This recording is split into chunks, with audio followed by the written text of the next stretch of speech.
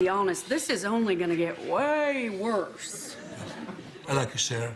You're a straight shooter. That's why you've outlasted Sean Spicer, Scaramucci, Bannon, Priebus, Gorka, Flynn, Yates, and Tom Price. Thank you, sir. I think it's because folks listen to me because I'm no nonsense, but I'm all nonsense. Is just one of the many characters Aidy Bryant plays to perfection on SNL. Now she's branching out as writer, producer, and star of the new Hulu series Shrill, where she learns to embrace her size, her smarts, and her sex life, with a few awkward moments along the way. Watch. Could I also get the morning after pill? I think it's called Step 2. Thank you. So do you sell more of the morning after pill in the morning, or is it kind of an all-day thing?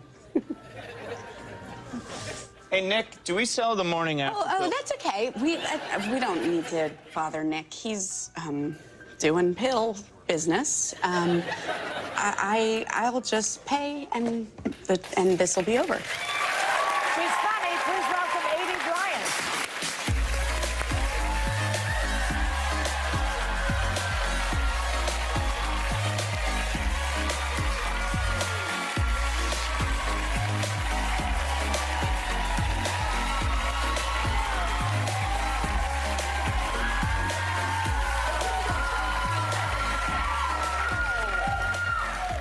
Welcome to the show. Very funny lady.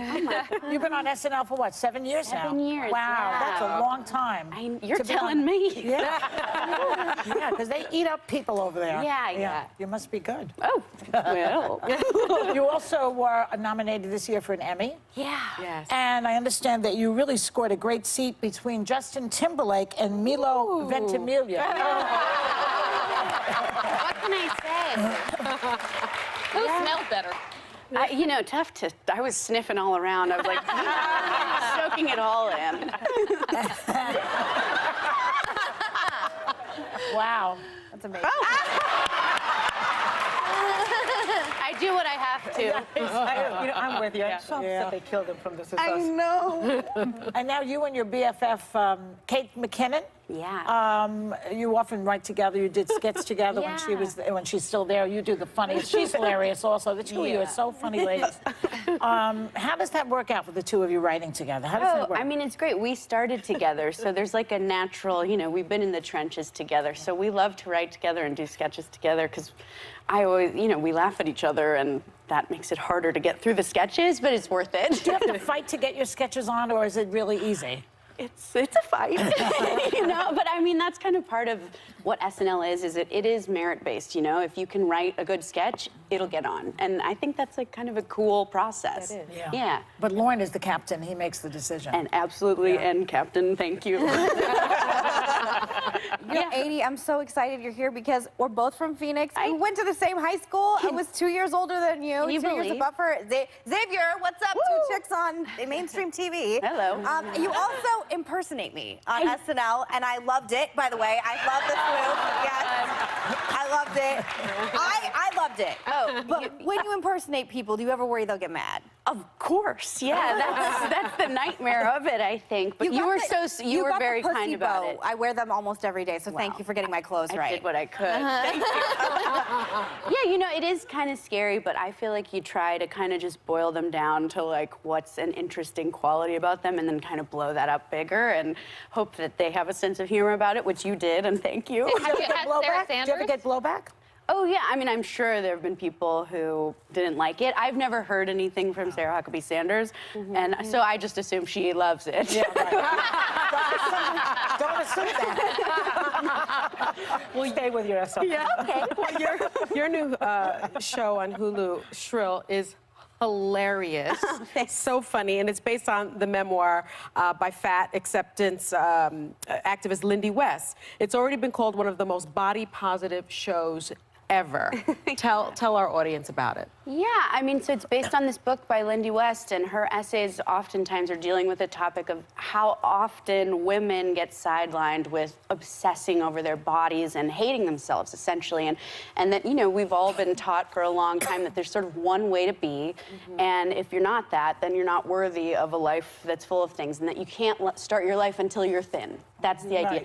And so Lindy, and what this book is about, is really getting to the point where you're like, I don't want to do that anymore. And I want to stop putting all my time and money and energy into trying to make my thighs smaller, and instead trying to go after my dreams. And that's what the show is about. Yeah. Well, thank you. It's so true.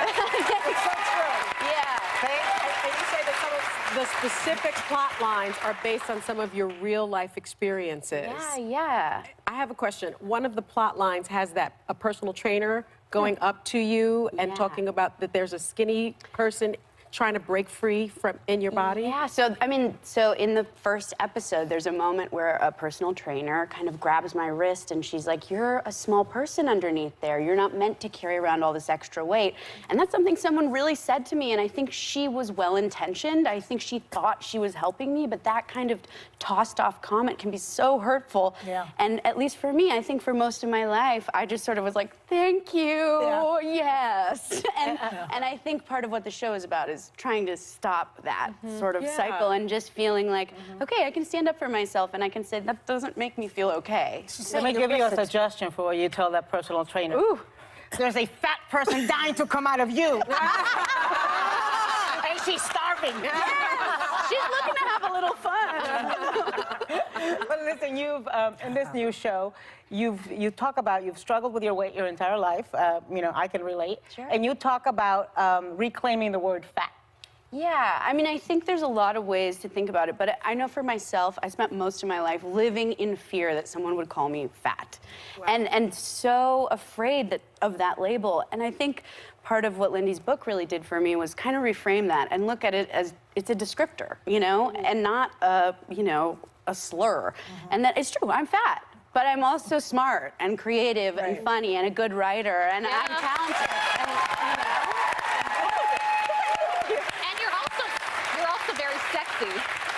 And you own it in this show, and you show a lot of your body. Yeah. I'm so impressed with that. Oh, thanks. What did your very parents impressed with think that. about that? And wow, yeah. You know, I mean, my parents, I think they're incredibly proud of me, and they know that I've sort of pushed myself in this series, but there are sex scenes. There are, and, yeah. And, you know. But you look good in it. Thank you. You do. But I was like, it's the big yeah, I mean, the first thing they said was like, do you have to make the noises? And I was like, yeah. Silence would be worse. Silence would be worst, or someone dubbing in to make noises for me would also be bad. So yeah, but they're really proud. Another issue that you tackle is online trolls, online bullying. You actually quit Twitter, which I'm so impressed by that too. How has cyberbullying affected you in real life?